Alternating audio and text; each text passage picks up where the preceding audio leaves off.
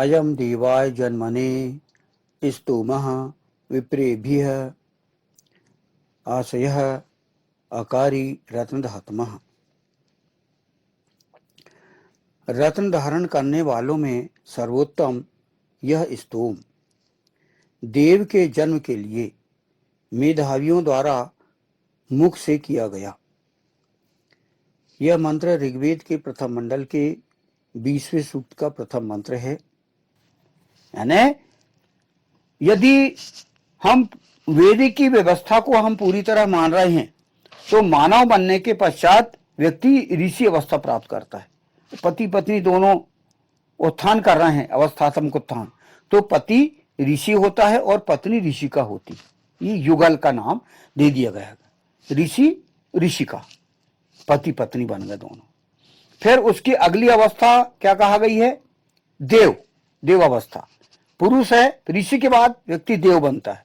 पुरुष है तो देव, और औरत है उसकी पत्नी है तो देवी हो जाती, देवी का मतलब अवस्थात्मक उत्थान हो जाता है।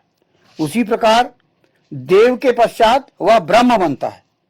ब्रह्म पति और पत्नी उसकी ब्रह्माणी, पति ब्रह्म पत्नी ब्रह्माणी।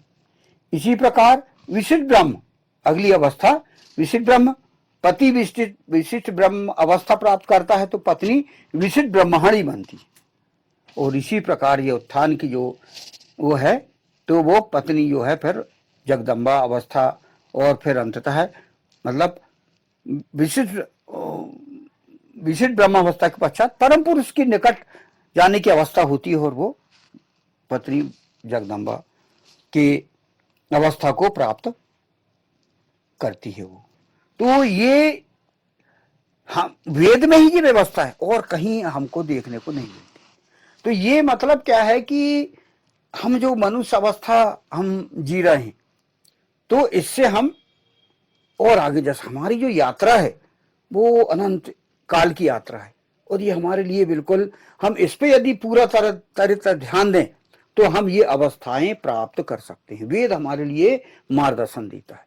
पूरा वेद जो इसीलिए अवतरित हुआ है, ईशान परम परमात्मा ने, ईश्वर ने जब वेद का संरचन किया, वेद का निर्माण, अब वो तो उसको तो पता ही सब की वो भूत भविष्य वर्तमान सब जानता हो। वेद में आपको भविष्य की भी कुछ बातें बताई गई हैं, बता दी जाती, क्योंकि ईशान ने तो मनुष्य को बनाया, मनुष्य के मस्तिष्क को बनाया, और वो ये भी जानता है ईशान परमात्मा की सतयुग त्रेता द्वापर कलयुग होते हैं, और कलयुग के बाद क्या क्या होने वाला क्या है वो सब ईशान परमात्मा भविष्य भी जानता है, सब कुछ जानता है। तो उसने मनुष्य के मस्तिष्क का जो निर्माण किया है वह बहुत बड़ी एक उपलब्धि है, और वह एक रत्न है। वो पूरी तरह हमारे लिए, हमारा मस्तिष्क एक रत्न है। तो हम हमारे मस्तिष्क को, हमारे शरीर को ब्राह्मी करते करते हम अवस्थात्मक उत्थान प्राप्त कर सकते हैं। इसीलिए फिर हमारी कई अवस्थाएं हैं, पतंजलि योग दर्शन में बताया गया है कि आप समाधि अवस्था है ना, केवल अवस्था, वहां तक बन के, और हमारे जो कुंडली जागरण है वो कुंडली जागरण करते हुए हम सब प्राप्त कर सकते हैं। तो ये सब जो है यहाँ है, सब व्यक्ति प्राप्त कर सकता है। बस वही है कि व्यक्ति समर्पित होकर ईशान परम परमात्मा की उपासना करें, जिसके लिए हमें ईशान परम परमात्मा ने यहां पर भेजा है। तो हम यदि हम हमारे जीवन के प्रति गंभीर हैं तो हम अपना उत्थान स्वयं कर सकते हैं।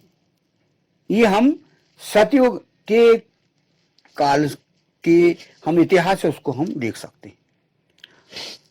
तो यहां पर हमारे उसे उस जो बताया गया देव के जन्म के लिए हम यहाँ पर भेजे गए हैं, तो वेद में बताया गया, तो इसलिए हमें एक रास्ता दिखाएगी कि तुम देव भी बन सकते हो। हम यहीं पर हम सीमित होके ना रहें कि नहीं यार मानव बन गए, बहुत अच्छा है, ठीक है, और अपने उसमें भौतिक चकाचौंध में हम खो गए और बस इतना ही हमने सोच लिया कि भाई 60-70 वर्ष की उम्र हमारी है, उस जितना हमने पा लिए बहुत है।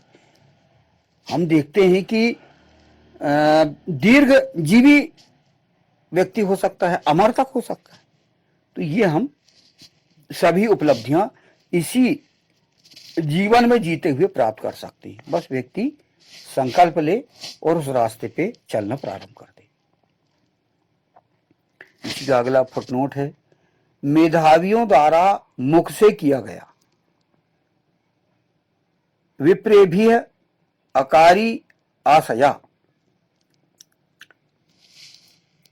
कहा गया है, हमसे स्तोम करते समय तुम्हें किसी से लज्जित होने की आवश्यकता नहीं है कि कोई सुनेगा तो तुम्हें अंधविश्वासी मानेगा।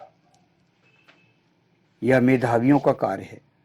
अंधविश्वास तो बिना किसी समुचित प्रमाण के यह मानना है कि हमारा कहीं कोई अस्तित्व नहीं है। ईशान परम परमात्मा अर्थात ईश्वर से धन संपत्ति व रत्नों के लिए स्तोम करना मेधावियों विद्वानों के लिए किसी भी प्रकार का स्तर से गिरा हुआ कार्य नहीं है। मतलब हम ईशान परम परमात्मा का से स्तोम हम करते हैं तो यह कोई अंधविश्वास नहीं है, बल्कि ये मेधावियों का कार्य है। इसमें लज्जित होने का काम नहीं है कि तुम ईश्वर से ये मांग रहे हो करके, ऐसी बात नहीं है। यहां पर ईशान हमें ये कह रहा है कि ये मांगना बहुत अच्छी बात है। वेद अपने अनुयायियों को निर्धन एवं दूसरों की दया कृपा या दान पर जीवित रहने वाला नहीं बनाना चाहता। अतः मेधावी विद्वानों का धन संपन्न होना, रत्न धारण करने वाले होना आवश्यक है और इसके लिए वे ईशान परम परमात्मा अर्थात ईश्वर से ही स्तोम करें। हम ईशान परम परमात्मा से ही धनवान बनने के लिए स्तोम करें, अपना अवस्थात्मक उत्थान करने के लिए स्तोम करें, दीर्घजीवी बनने के लिए स्तोम करें। ये कोई जो है गिरी बात नहीं है, अच्छी बात है। ईशान खुद कह रहा है, मेधावियों द्वारा मुख से किया गया, यानी पूरा मंत्र क्या कह रहा है, रत्न धारण करने वालों में सर्वोत्तम यह स्तोम देव के जन्म के लिए मेधावियों द्वारा मुख से किया गया। यानी जो हम स्तोम हम करें तो हमें रत्न हमें मिल सकता है, धन संपत्ति मिल सकती है। और धन संपत्ति अकेले, रुपए पैसे अकेले नहीं है, धन संपत्ति का दायरा बहुत बड़ा है। धन संपत्ति का दायरा बहुत बड़ा है। रत्न, रत्न मतलब हमारे पास जो है पत्नी भी रत्न है, बच्चे भी रत्न हैं, बेटे बेटी भी रत्न हैं, पूरा परिवार रत्न है, पूरा समाज रत्न है। तो ये है, और पूरा समाज पूरी सृष्टि हमारे लिए रत्न है। तो वो यहां पर कहा गया है। और हम अपने अवस्थात्मक उत्थान के लिए भी हम स्तोम कर सकते हैं। मेधावियों द्वारा मुख से किया गया, ये स्तोम कोई मूर्ख नहीं कर रहा है, ये बुद्धिजीवी माइंडेड व्यक्ति, रिसर्च करने वाले, अध्ययनशील सभी इंसान ईश्वर से स्तोम करते हैं। तो ये बहुत अच्छी बात है। तो ये यहां पर प्रथम मंत्र में ये यहां पर बताया गया है कि जो है ईशान परम परमात्मा से मेधावी लोग जुड़े रहते हैं। अब देखो कि राजा से बढ़ के जो है ब्रह्मर्षियों की सलाह लेने राजा लोग जाते हैं, क्योंकि वो ज्ञानी होते हैं, अध्ययनशील होते हैं। और राजा को यदि ब्रह्मर्षि यदि श्राप देते तो राजा तो परेशानी में पड़ जाएगा। तो राजा, जबकि मालूम उसको कि रत्न वगैरह सब, लेकिन सबसे बड़ा रत्न तो उन ब्रह्मर्षियों के पास, आध्यात्मिक शक्ति उनके पास। तो आध्यात्मिक शक्ति बड़ी है, भौतिक शक्ति से बढ़कर आध्यात्मिक शक्ति है। तो हम यदि चाहते हैं कि हम अच्छे रत्न धारण करें, धन संपन्न बने सब, तो हम आध्यात्मिक शक्ति की ओर जाएं। तो इस मंत्र में वही अवस्थात्मक उत्थान की बात की गई कि हम जो है अपना उत्थान करें, आध्यात्मिक उत्थान करके हम तो सब कुछ पा सकते हैं, हमारी इच्छा शक्ति से ही सब प्राप्त कर सकते हैं हम। उसके लिए हम जो है पुराणों का अपन अध्ययन कर सकते हैं, पुराणों में देख सकते हैं और उससे ज्ञात कर सकते हैं हम कि किस प्रकार जो है इन लोगों ने प्राप्त किया, कैसे ऋषि बने, कैसे देव बने, ब्रह्म अवस्था प्राप्त किए, विशिष्ट ब्रह्म अवस्था प्राप्त किए। ये वही है। ये कोई मतलब व्यक्ति शून्य से महाशुद्ध की ओर जाता है तो एकदम से जो है कोई विशिष्ट ब्रह्म नहीं बना है। परम पुरुष ने मनुष्य अवतार लेके मनुष्य अवस्था पहुंच के और उसने उत्थान किया है, और यही करना है व्यक्ति को। तो ये यहां पर इस वेद में बहुत गंभीरता से जीवन जीने के लिए मार्गदर्शन दिया गया। यदि हम अच्छे से गंभीरता से अपन चाहें तो बहुत गहराई है इन मंत्रों में।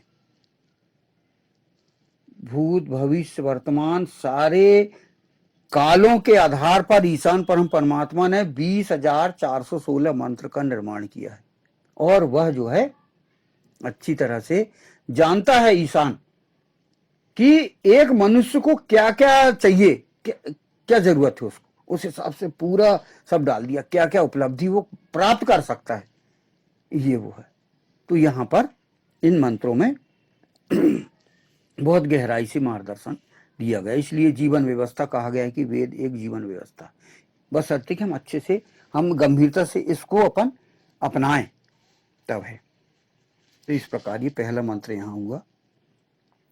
रत्न धारण करने वालों में सर्वोत्तम यह स्तोम देव के जन्म के लिए मेधावियों द्वारा मुख से किया गया। ओम अयम देवाय जन्मने स्तोमः विप्रेभिः हसया अकारी रत्नधात्मः। ओम।